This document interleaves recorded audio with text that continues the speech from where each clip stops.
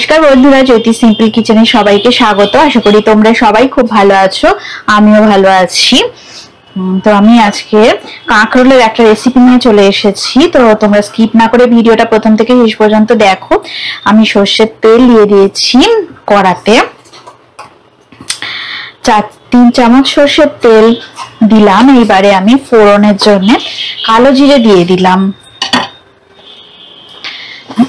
এবার দেখো, আমি ডুমো করে কাটা কাঁকরোল আর আলু এইভাবে দেখো কেটে নিয়েছি, ডুমো করে কেটে নিয়েছি। 3টে কাঁকরোল আমি দিয়েছিলাম, 3টে মাঝারি সাইজের কাঁকরোল নিয়েছি, আর একটা একটু বড় সাইজের আলু আমি নিয়ে নিয়েছিলাম। এবার আমি একটা কাঁচা লঙ্কা কুচি দিয়ে দিলাম।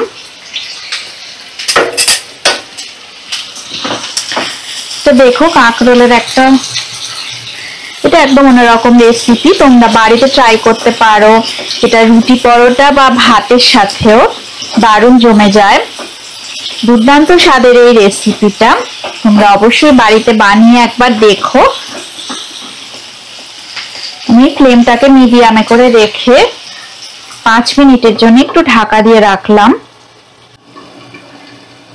5 মিনিট হয়ে গেছে। এবার আমি ঢাকাটা খুলে নিলাম।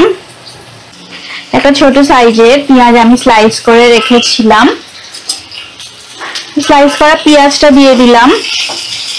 দিয়ে মিডিয়াম ফ্লেমে রেখেই আমি একটু লাল লাল করে ভেজে নেব।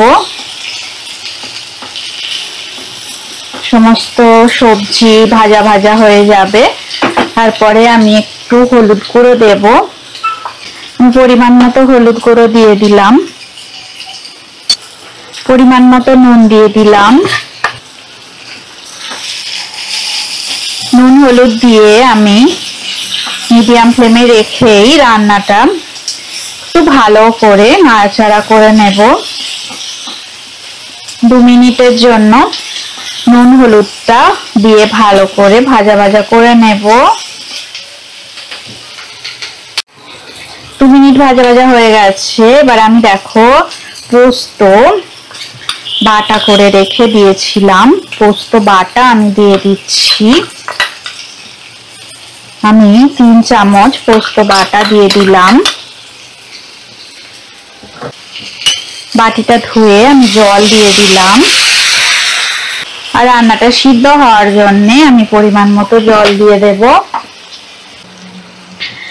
এবারে পোস্ত বাটাটা আমি ভালো করে মিশিয়ে নেব জলের মধ্যে।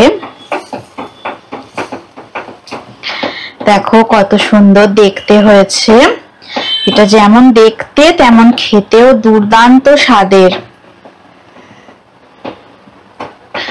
এবার আমি একটু ফুটে গেলে এটা ঢাকা দিয়ে রাখবো। তরকারিটা ফুটে গেছে। এবার আমি ঢাকা দিয়ে লো ফ্লেমে করে 10 মিনিটের জন্য রেখে দেব। 10 মিনিট হয়ে গেছে। আমি ঢাকাটা খুলে নিলাম। এবার আমি ফ্লেমটাকে একটু বাড়িয়ে হাই ফ্লেমে করে দিলাম। এটা একটু শুকনো শুকনো রান্নাটা হবে। এখন যদি একটু মিষ্টি খেতে পছন্দ করো, অনেকে পোস্ততে মিষ্টি মিষ্টি পছন্দ করো, তারা একটু মিষ্টি দিতে পারো, একটু চিনি দিয়ে দেবে তারা। আমি চিনি দিলাম না।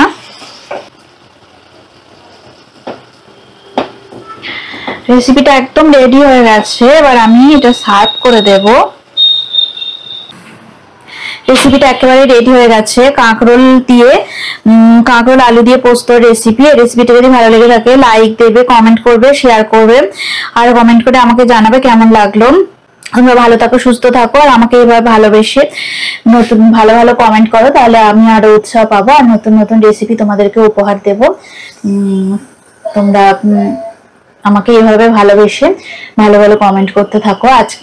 আজকের মতো টাটা। নতুন রেসিপি নিয়ে আবার তোমাদের সঙ্গে নেক্সট ভিডিওতে দেখা হবে। রেসিপিটা যদি ভালো লেগে থাকে লাইক করবে, কমেন্ট করে আমাকে জানাবে, আর ভালো ভালো কমেন্ট করবে তোমরা। আজকের মতো টাটা। পরের ভিডিওতে আবার নতুন রেসিপি নিয়ে তোমাদের কাছে চলে আসবো।